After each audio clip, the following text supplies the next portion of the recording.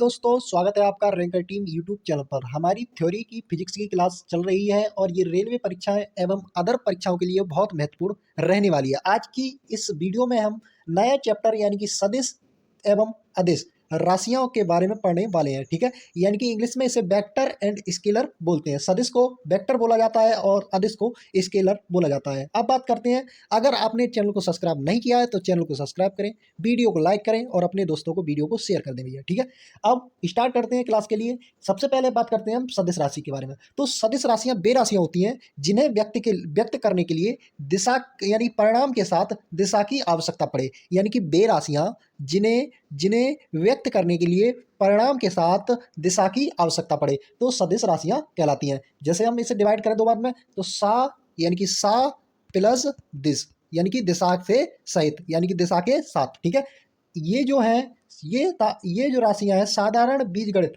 के नियमों को पालन नहीं करती हैं। जैसे हम बीजगणित यानी कि अलजेब्रा में हम गुणनफल करते हैं यानी कि जोड़ते हैं, तो ये उन राशियों को उस प्रोडक्ट को पालन नहीं करती हैं। अब बात करते हैं अदिश। अदिश का मतलब था मानी नहीं, दिशा मानी दिशा की, जिसमें दिशा की आवश्यकता ना पड़े, केवल परिणाम की आवश्यकता पड़े, जिन्हें व्यक्त करने के लिए केवल परिणाम की आवश्यकता हो, दिशा की नहीं। तो वे राशियां कैसे कहलाती है? स्केलर।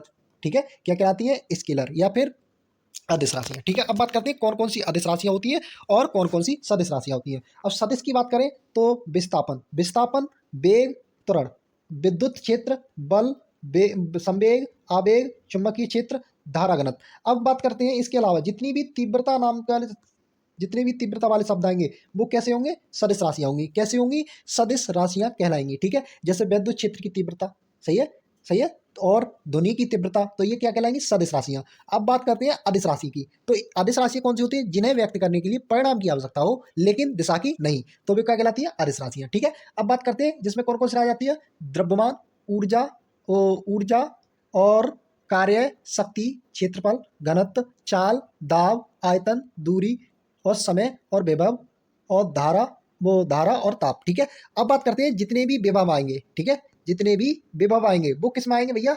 यानी कि गुरुत्वीय विभव। ठीक है, और सारे विभव आएंगे जितने विभव लगा हो वो कहाँ आएंगे? हमारे अदिश राशि में। और दूसरी पहचाने की जितनी भी ऊर्जा वाले शब्द आएंगे वो क्या कहलाएंगे? हमारी अदिश राशियों में आने वाले हैं। ठीक है, हमें इस टॉपिक से ये सदिश और अदिश का पहचान हो जाएगी। ठीक है, डायरेक्ट हमारा परीक्षा में सवाल पूछा जाता है। अब सदिश राशियों को जो प्रेजेंट करते हैं तो कैसे करते हैं? जो कैपिटल ए होता है उस पर एरो लगा देते हैं। ठीक है, ये इसका सिंबल होता है। ठीक है, अब सदिश को परिणाम निरूपण करते हैं तो इसको ए लिख दो या फिर ए क्रॉस इसका मॉड लगा देते हैं। ठीक है, अब सदिशों का बीजगणितीय और सदिशों का जोड़ने का नियम। ठीक है, तो सबसे पहले जो नियम है वो है त्रिभुज का नियम। ठीक है, ये हमारा त्रिभुज है यानी कि एक सदिश जो है वो वेक्टर ए और वेक्टर बी, तो जिनका वेक्टर ए बी और क्या जो प्रोडक्ट होगा वो क्या होगा? Vector A plus vector B. इसका परिणामी क्या होगा? वेक्टर ए प्लस परिणामी वो ए प्लस बी। ठीक है, अब बात करते हैं समांतर चतुर्भुज का नियम। अगर कोई वेक्टर इस डायरेक्शन में क्यू चल रहा है और इस डायरेक्शन में पी चल रहा है और इन दोनों के बीच में एक लाइन जा रही है सी और इसके बीच में कोई बन रहा है थीटा कोण, तो इसका परिणामी क्या होगा? तो वो होगा, परिणामी होगा यानी रिजल्टेंट होगा under root a square plus b square plus 2ab cos theta. ठीक है, अगर बात करें ए प्लस बी मॉड लिख दो या परिणामी लिख दो तो क्या होगा?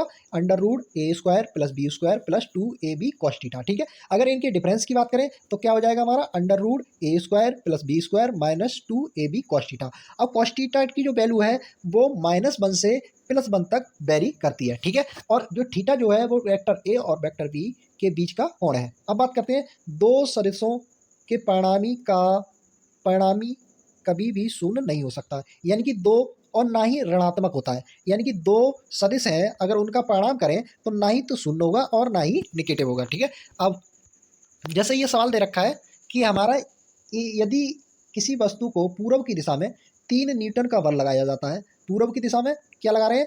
3, यानी कि पूर्व की दिशा में कितना लगा रहे हैं? 3 न्यूटन। ठीक है, और उत्तर की दिशा में 4 न्यूटन का बल लगा रहे हैं, तो परिणामी बल बताइए। तो परिणामी बल यहाँ कितना होगा? 90 डिग्री। ठीक है, तो डीटा का मान कितना हो जाएगा? 90 डिग्री। तो फॉर्मूला लगाएंगे a square plus b square plus 2ab cos theta. ठीक है, तो यहाँ ए का मान रखेंगे 3 का स्क्वायर कितना हो जाएगा? 9, 4 का स्क्वायर बी का मान रखेंगे तो कितना हो जाएगा? 16, और कॉस थीटा कॉस 90 का मान कितना होता है? 0, तो ये सारा टर्म 0 हो जाएगा। तो ये 9 + 16 बराबर कितना हो जाएगा? 15, वो 25। 25 का क्यू कितना होता है? 25 का स्क्वायर कितना होता है? 5। ठीक है, अगर थोड़ी ये कितना? 5 न्यूटन का बल हो जाएगा। ठीक है, अब बात करते हैं यदि अदिश राशियों का परिणामी समान हो तथा ये क्वेश्चन दे रखा है, ठीक है। ये क्वेश्चन आगे चलते हैं, ठीक है। क्वेश्चन को हम बाद में करेंगे अगली क्लास में।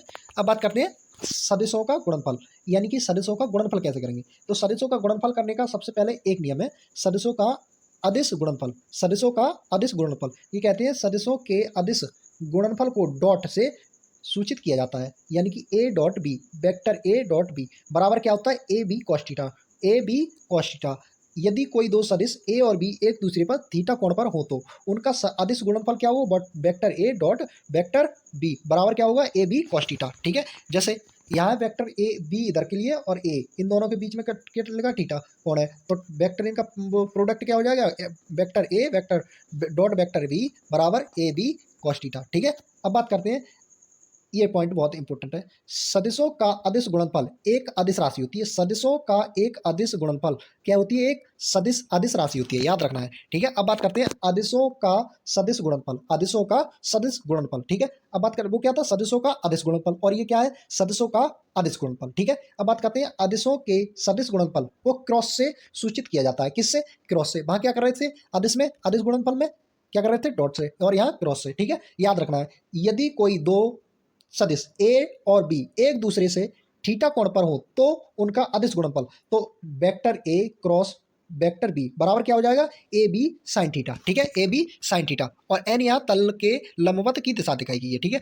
ये क्या है, वेक्टर बी और वेक्टर ए, तो इनका परिणामी क्या वो प्रोडक्ट क्या हो जाएगा, ए क्रॉस बी बराबर ए बी साइन थीटा, ठीक है। अब बात करते हैं सदिशों का अदिश गुणनफल एक सदिश राशि होती है, क्या होती है, सदिश राशि होती है, ठीक है। अब ये क्वेश्चन दे रखा है, ये कह रहे हैं सदिशों का गुणनफल होता है, सदिशों का गुणनफल होता है, क्या होता है, सदिश भी होता है और अदिश भी होता है, ठीक है। अभी हमने ये किया था, ठीक है, ये क्वेश्चन है। अब नेक्स्ट सवाल में, नेक्स्ट क्लास में हम इसके क्वेश्चन डिस्कस करेंगे। इस क्लास में आपकी थ्योरी कंप्लीट हो गई है, छोटा सा टॉपिक था, हमने छोटी सी वीडियो में पढ़ लिया, ठीक है। मिलते हैं नेक्स्ट वीडियो में और नेक्स्ट टॉपिक के साथ, तब तक के लिए जय हिंद।